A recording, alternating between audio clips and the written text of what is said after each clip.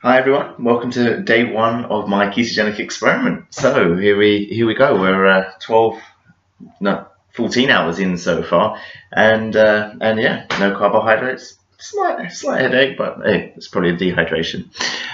So this video here is going to explain to you what a ketogenic diet is and why I'm considering doing it for this for my triathlon, for my 70.3 triathlon.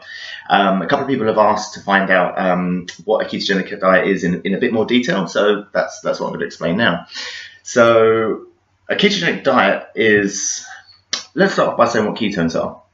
Ketones are something that the body makes, when the liver makes, that when our availability of glucose is becoming increasingly lower. And the reason why we make these ketones is that the brain can only use two things for energy. It can either use glucose or it can use ketones at a time when the body doesn't have much glucose. And why won't the body have much glucose? Well, we store carbohydrates in the muscles and in the liver. And it's the liver stores of carbohydrate in particular that get broken down into glucose, and that gets used by the brain for energy. At a time when the body doesn't have carbohydrate availability for any reason, or glucose availability for any reason, then it's going to rely on ketones to fuel the brain. So that's what ketones are. When carbohydrate's low in the body, liver makes ketones for the brain to use as energy.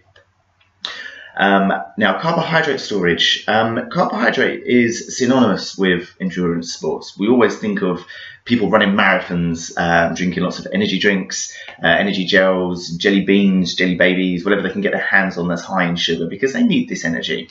Our bodies, can only store a small amount, relatively small amount of carbohydrate compared to other sources of energy, such as body fat. In total, our body can store around about 2,000 calories worth of carbohydrate in the liver, in the muscles, but total 2,000 calories, which sounds quite a bit. But that source of energy doesn't last long when you're exercising, particularly at high intensities or for long durations. You can deplete that very, very quickly. Body fat, on the other hand, we can pretty much have an endless storage supply of body fat. You just need to look at people in the general public now, and you can see that 6 out of 10 people are overweight or obese, and that shows how much body fat we can actually store. In a kilo of body fat alone, there's about 7,000 calories. So that's a lot of calories, and that's just in 1 kilo. That's enough energy to run, for the average person, to run 2 marathons. Why can't we use that as energy source during a marathon? Well, the reason why people tend to use carbohydrates as an energy source for these endurance events is because they can get broken down and turned into energy very, very quickly.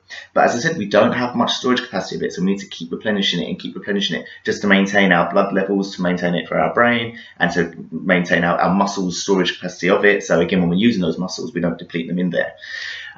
We've all heard of the term hitting the wall. Hitting the wall basically is when your liver runs out of carbohydrate or glycogen or glucose. It can no longer feed the brain, and the brain says, hang on a minute, let's stop this before someone gets hurt. And that's what hitting the wall is. It's when your brain no longer has sufficient supply of glucose. If there is a way that we can rely on more body fat and more ketones for an energy source, then that actually means that the brain will not necessarily go hungry and get upset when it doesn't have an energy source, because it's got these ketones. And again, when carbohydrate is low, i.e. on a ketogenic diet, body is making loads and loads of ketones, the brain should be able to use those. So that satisfies the brain, and then the muscles can use the body fat in form of triglycerides, which are like the building blocks of body fat, to make energy, and that will fuel the activity. Now, this stuff here isn't my idea. I'd love to say it's all my idea. I'd love to say it's my knowledge, my brainchild, but it's not. It really isn't. This belongs to scientists that's been going back 40 years or so. They've been doing more and more research on this in recent times, and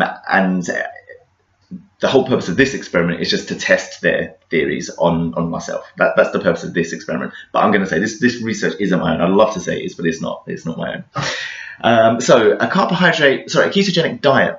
Well, let's just say the proportion. A ketogenic diet is different in proportions for all the different food groups and nutrients compared to a regular diet. So a regular diet, we might be looking at around about 50 to 60% carbohydrate, depending on the activity levels and how much carbohydrate someone's eating. We might be looking on around about 30 to 35% fat, and we might be looking around about maybe 15 to 20% protein. Somewhere within those margins is probably the average person's diet. But a ketogenic diet is very, very different to those, very different. For a start, the carbohydrate portion is less than 10% of the energy. So less than 10%. And previously, what I said was between 50 and 60% of energy intake. So less than 10% of energy intake, so a small amount of carbohydrate. Other people say sometimes take it even lower, maybe go as low as 50 grams or even as low as 30 grams of carbohydrate per day. As a percentage, that really depends on your total energy requirements. But yeah, it's much lower, generally less than 10% of energy intake from carbohydrates. Protein can stay pretty consistent between the two diets, in and around 15%. One popular misconception of a ketogenic diet is a diet that's high in protein and high in fat, and that's not quite right. You see, protein, when eaten in excess, can easily be converted into glucose by the liver, and it will do that more and more if its own supply of glucose is low. And we call that gluconeogenesis. Okay, so it's basically making glucose out of something that's not glucose, and protein is the easiest thing to be able to do that too. So for that reason, we want to keep our protein moderate and not high. We don't want an excess amount of protein coming in. We just want a moderate amount. What's a moderate amount? Maybe somewhere in the region of 1.5 grams of protein per kilo of ideal body weight. I think that would probably be good, because don't forget, if you are exercising, you're going to need more protein than someone that is very sedentary. So around about 1.5 grams of protein per kilogram of ideal body weight is a good place to start. Fats. What's left? We must be around about 75% of energy intake from something, and that has to be fat. So it's a very, very high fat diet. Okay, so that's what a ketogenic diet is. It's very restrictive on carbohydrates, less than 10% of overall energy intake. It's moderate in protein, and it's very, very high in fats. And that's going to force the body to rely on fat as an energy source, and for the brain to get used to using ketones as an energy source instead of glucose. And if we can do that and keep a steady energy level throughout the day, because there's no fluctuations in your blood glucose level, they should just stay safely consistent. Brain's happy because brain's got ketones, muscles are happy because they've got body fat. That should be enough, in theory, to fuel endurance exercise. One final thing though, why are carbohydrates used during exercise? Well, carbohydrates are generally the preferred source of energy during exercise because they can get broken down very, very quickly and converted to energy. And when someone's exercising at high intensities, they need that energy very, very quickly, particularly if they're doing like a medium distance event, like a 400 meter or 1500 meter run, somewhere in the region of an event lasting 2 to 10 minutes, or even 2 to 20, 25 minutes, an event like that. Carbohydrate is definitely going to be the preferred source of fuel. The other thing about carbohydrate is you don't need to rely on oxygen uptake and utilization to convert it into energy. Okay, we can break down carbohydrate anaerobically, which means we're not relying on that oxygen to be able to do that there and then. Okay, whereas with fat, it's the opposite. It's a much slower process. However, the research suggests under ketogenic circumstances that the body gets a lot quicker and a lot more efficient at breaking down body fat and using it for energy. A lot quicker.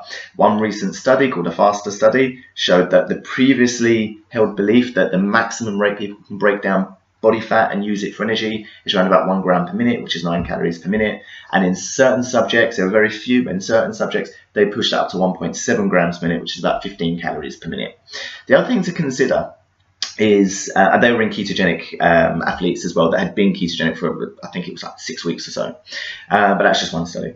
The other thing to consider as well is that the intensity that these long distance endurance events are run at, triathlons, 70.3 triathlons, middle distance triathlons, and longer, is 99% aerobic. So all the energy is going to be dependent on our oxygen uptake and availability and utilization. And then the other thing to think about is because it is so much at a slower pace, the need for energy, relatively, we don't need it as fast. So we can rely on something a bit slower to help us make energy. And again, that would be the oxygen. That can be the oxygen to break down the body fat and again produce the ketones for the brain, so the brain's happy, and then the fat for the muscles for energy, so the muscles are happy. So there, that's the background on a ketogenic diet. That's why we're considering it for this particular experiment. Let's see if the theory works. Hey, Let's see if it works. All right, thank you.